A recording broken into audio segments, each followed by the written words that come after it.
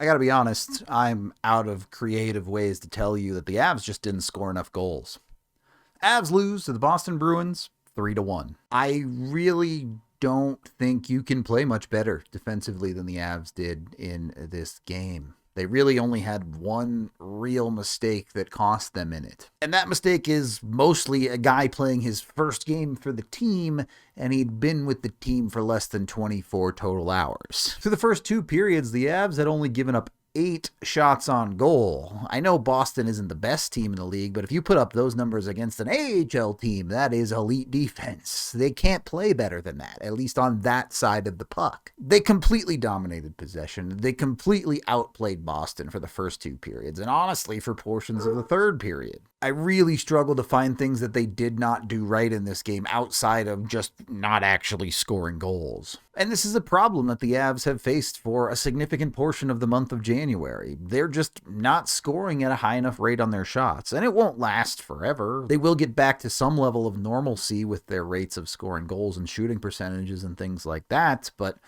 when you're in it, it just frustrates everyone involved. Because the reality is, playing elite defense doesn't score you goals. And possessing the puck will help you score goals over the long run, but in any one given game, you can possess the puck a ton, and if you don't finish, then you don't win, and that's what happened here. It's not like the Avs had an unreal amount of high-danger chances or really peppered Swayman or anything like that, but they did shoot the puck a lot, even if they missed a significant portion, and ultimately when the chips were down in the third period, they probably got too cute with it at times. For the majority of the game, they were shooting the puck. The chances just weren't good enough, and the shots just weren't elite enough. It's hard to be positive, even with the feeling that if the Avs play like this on a consistent basis, they'll win a lot of games. They need to actually start winning. And maybe more frustrating than anything is that this game is going to qualify as another blown lead, as the Avs do get on the board first in the second period. The Avs are able to win a puck battle in their own zone and get the puck headed the right direction, and Mittelstadt does a great job to escape the pressure here, keep control of the puck, and get the Avs cleanly broken out by getting this to the center where Parssinen picks it up.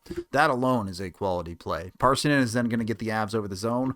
Boston sags off enough, and Parssinen makes the tough decision. He decides to go to the middle of the ice to try and make a good play and create something dangerous. Him cutting to the middle drags the defense away from Leckie, which gives Lehkonen room off of the pass across to get a quality shot off, and it's a great one.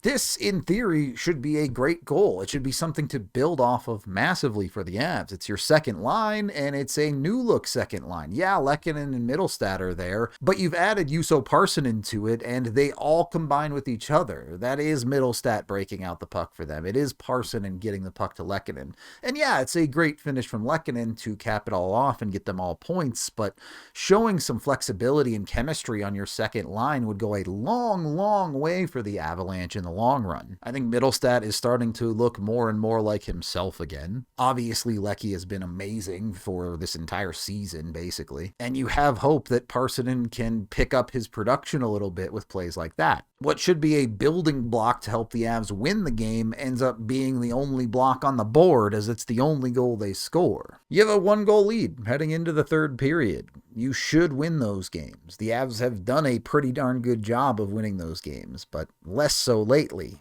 And this is another one they don't win. On the one hand, giving up a quick goal in the third period is not great. On the other, tough luck, dude. The Avs forwards, particularly McKinnon, maybe overcommits a bit here to the offensive zone when they don't have possession, but he's a really good skater, so he's able to get back pretty effectively. As McKinnon is cutting through to take the puck carrier and Pastrnak, it's a pretty easy lineup here to see how you should take a man-on-man situation, but Makar just leaves his gap a little big. There's some miscommunication here.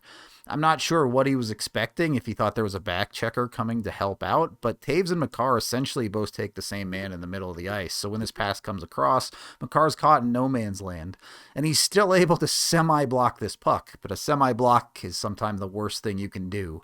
It goes off of Makar's skates, and that causes Wedgwood to not be able to save it.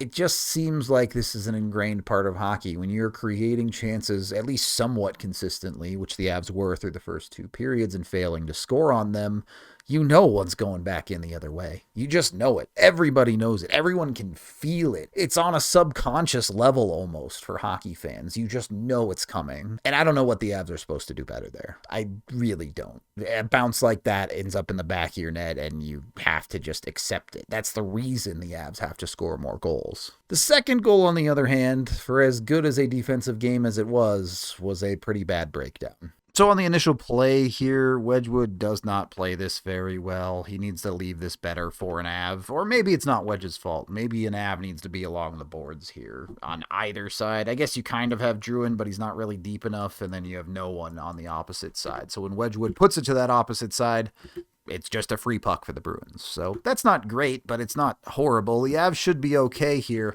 The problem is you have a guy brand new to the team essentially playing center or the F3 position here, and he does not know how the Avs play this. It's very obvious.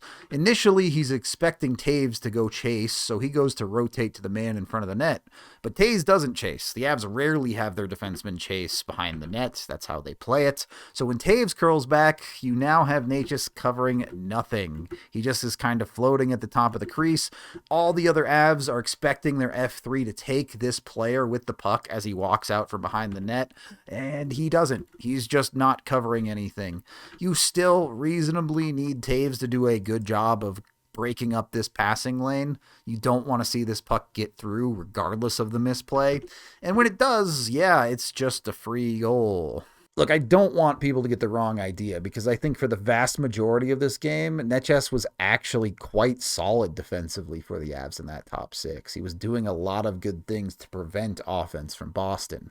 He obviously got completely lost on that play, doesn't know the systems, it is what it is. And even with him getting lost, you still want Taves to do a better job of breaking up that play. I don't care how he does it, just do a better job of it. And that was it.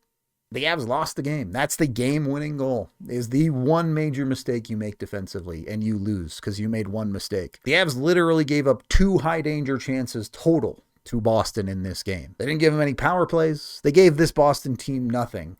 They just couldn't do enough with their own offensive side. There are the usual suspects. The power play remains a disaster. The lack of finish, the too cuteness from the top line when you need to be putting pucks on net and scoring goals. I'll be honest with you, I don't even think Swayman played that well in this game. The Avs made his life unbelievably easy. The good news is, I think for the most part, Necas looks like he's going to fit in well. Some more good news, because I just can't keep dooming all the time.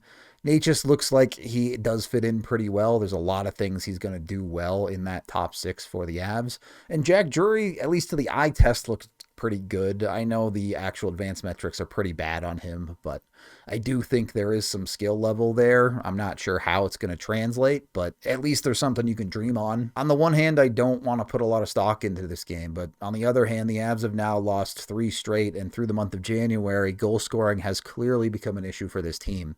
It has to get better, and it has to get better immediately. Empty netter is what made it 3-1, but by the time it was 2-1, you could tell the Avs just weren't going to win.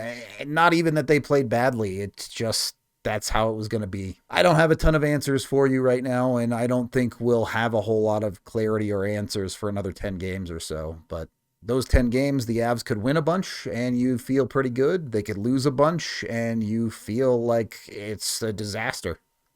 We'll see. That is the end of this game video review. Thank you for watching. I am Rudo, and I miss Miko.